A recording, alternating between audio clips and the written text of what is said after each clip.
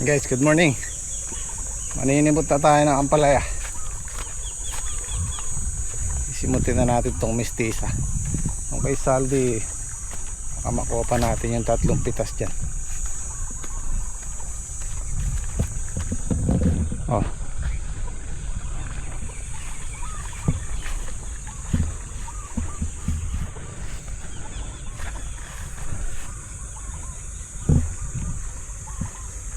May mga bunga pa naman siya, kaya lang din na niya kayang palakihin. Oh.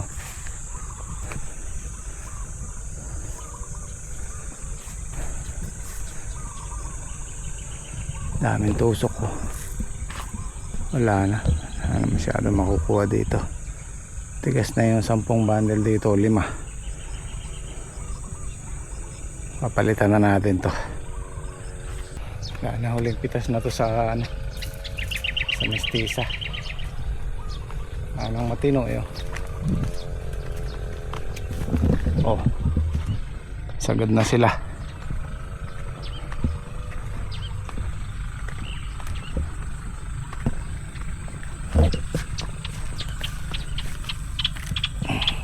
Segunda na yung bunga niya. At update tayo sa talong. Yan, nag-i-spray yung dalawa, si Daki at si Dondon.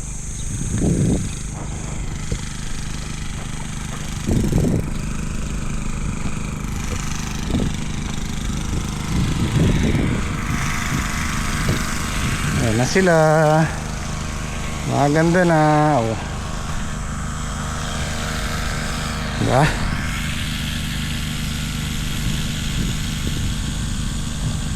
It's 1 month and 5 days.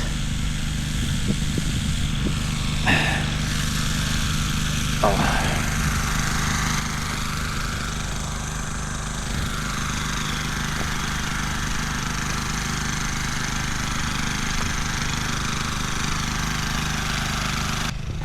Pero actually yung edad na 40 days, dapat mas malalaki pa sila dito.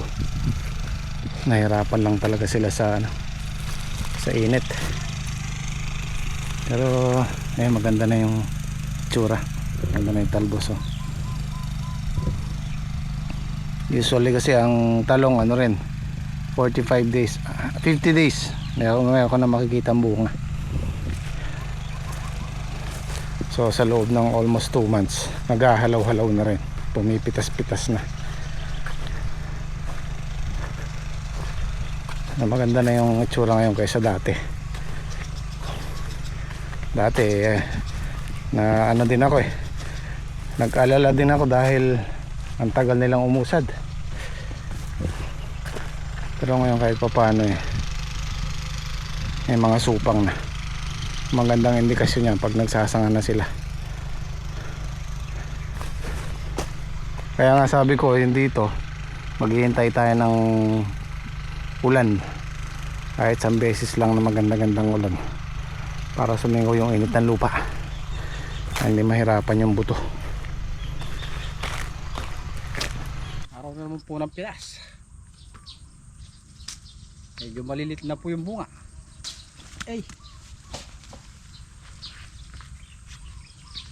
Mga 2 pitas na lang po rin.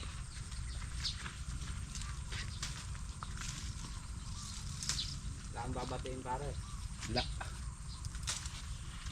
Walang nagpabati. Yung bati si kuya, anniversary. Happy anniversary si kuya at ate.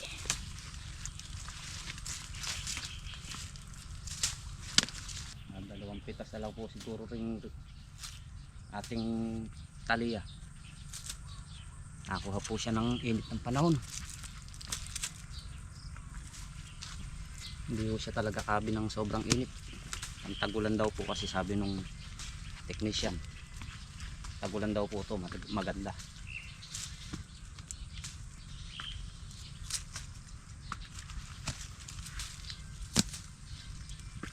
Goodbye na rin po sa mistisa. Uling pitas na po ng mistisa namin ngayon.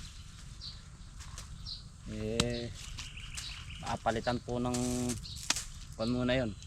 Hindi po muna kayo mag-aampalayar sa pwesto na yon. Pipili po muna kami ng ibang variety na ibang punla. Pwede pong talong, pwedeng silik, panigang. Meron naman, doon naman po kami focus ng ampalaya sa kabila, sa Dream Farm.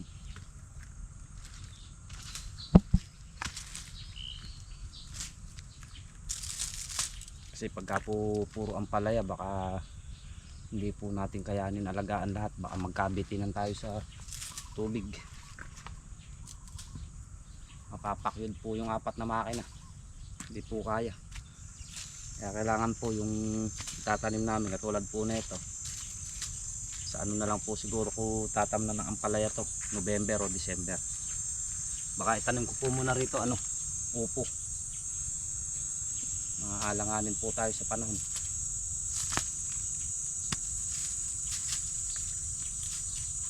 Tapos po ulit tayo ng second harvest ating palaya grafted.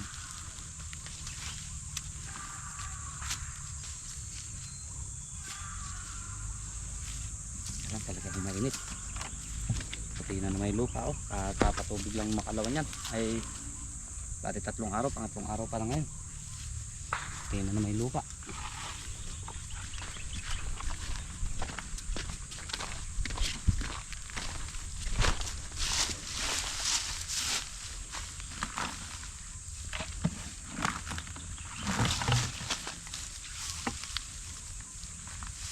Guys, magsusunod po tayo ng buto-buto.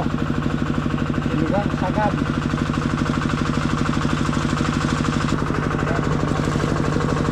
Oh!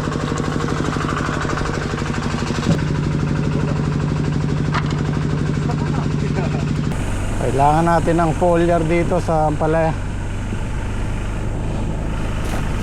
Daanin natin sa foliar dito sa taas. Kahit yung grafted, hirap oh. Wrong timing tayo dito. Wrong timing. Better luck next time. Pero hindi naman tayo matatalo dyan. Makukuha din natin yung puhunan dyan. Yun nga lang, si Saldi walang kikitain. Bawi next time. Ganun talaga. Merong time na walang kita.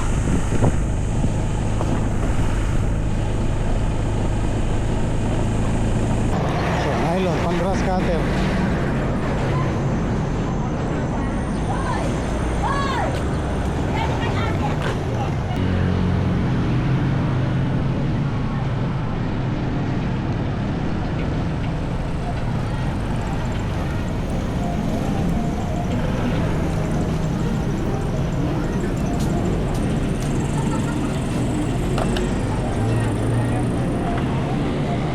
Diesel boss, pwede sa galon. Ano bang galon? Yung Wilkins. Okay, sa Wilkins. Bawal lang. Makakabal lang po. Okay. Pwede. Kaya pwede bumili sa galon.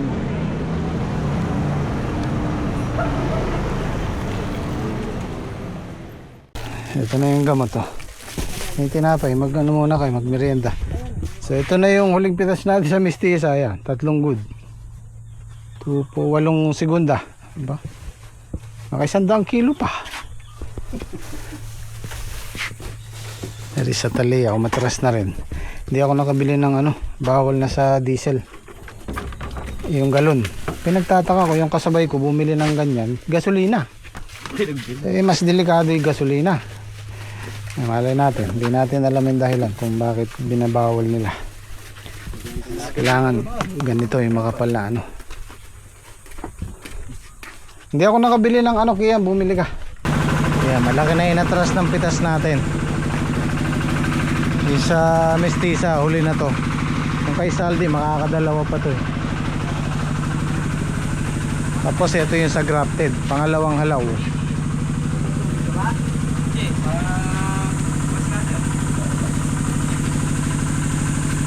Kaya din naman siguro 100 kilo.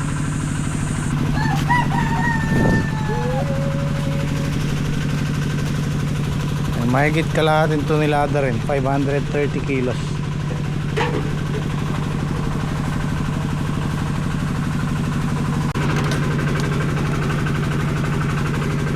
buto.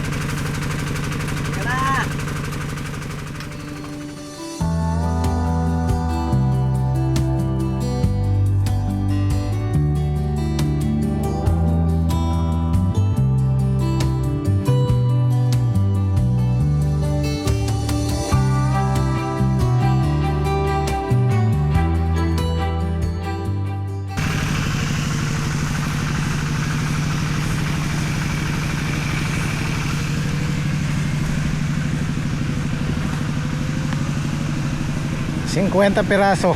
Wala pa ako sa kalahatian. Yung pang tulos natin.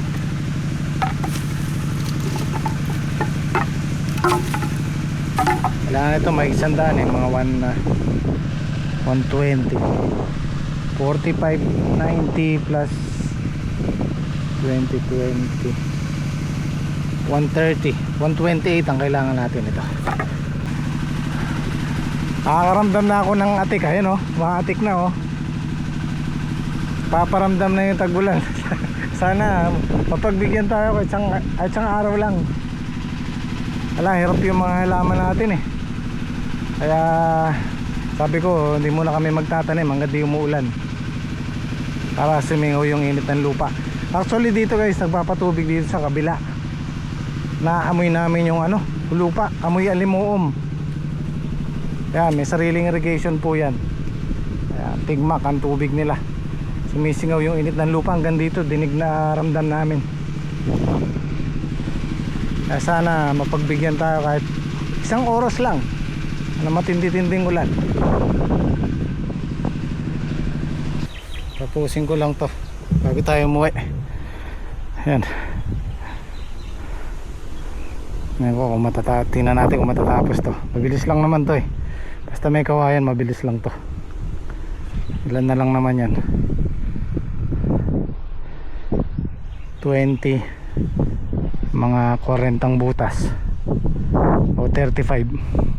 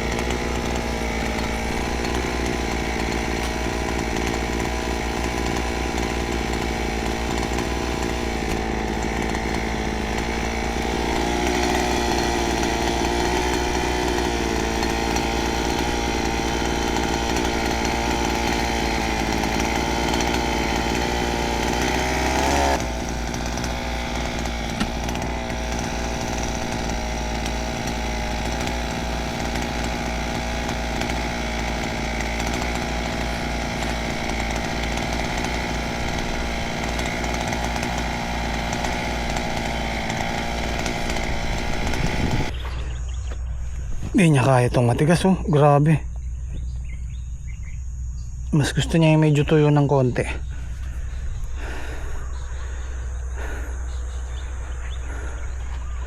Ayun, natapos namin yung ganto.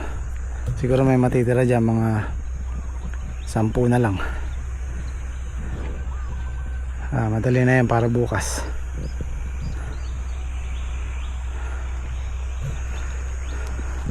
Hindi kinaya. May nagtatanong nga pala nito, ito kay Kuya Fortune to, pinahiram niya sa amin. Ang alam ko 8.5 yata bili niya rito. Okay naman siya, mabilis siyang, mas mabilis gamitin kaysa sa post digger. Kaya lang medyo malakas din siya sa gas. Wala nang gasolina. Sige, diretso mo. Sige, yan. At least konti na lang natira.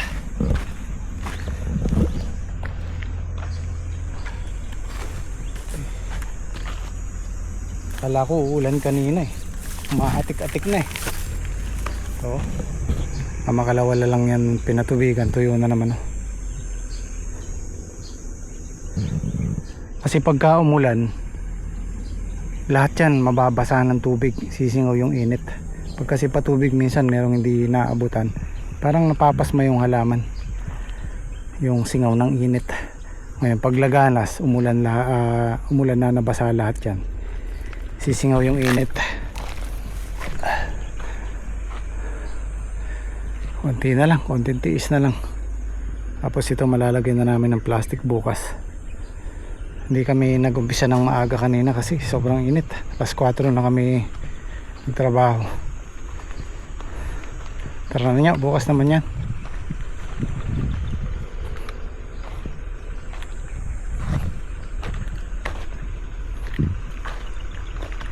Ito sana ilalagay ko dito, sulukan.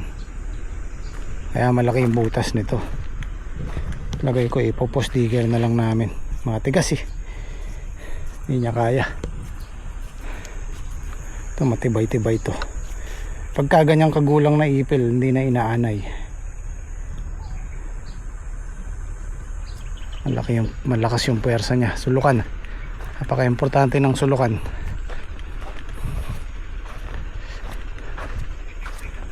Okay. Yan na po yung palag natin. Ganyan siya kalaki. Oh. Plus yung kay Saldi. Oh, pag nabuo yan, ako. Kakalula. Ang gastos.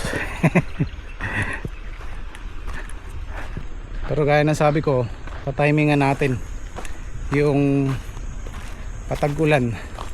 Hindi naman yung panahon ng tagbagyo. Saktong ulan-ulan lang na twice a week, once a week. Kaya makakasurvive tayo doon.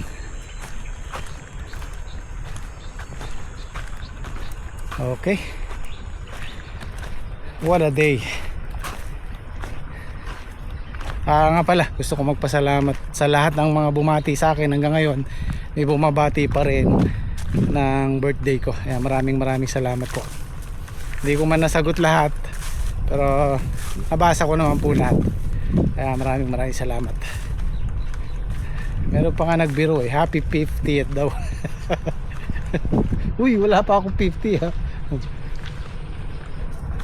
Ano pala ako? T8 T9.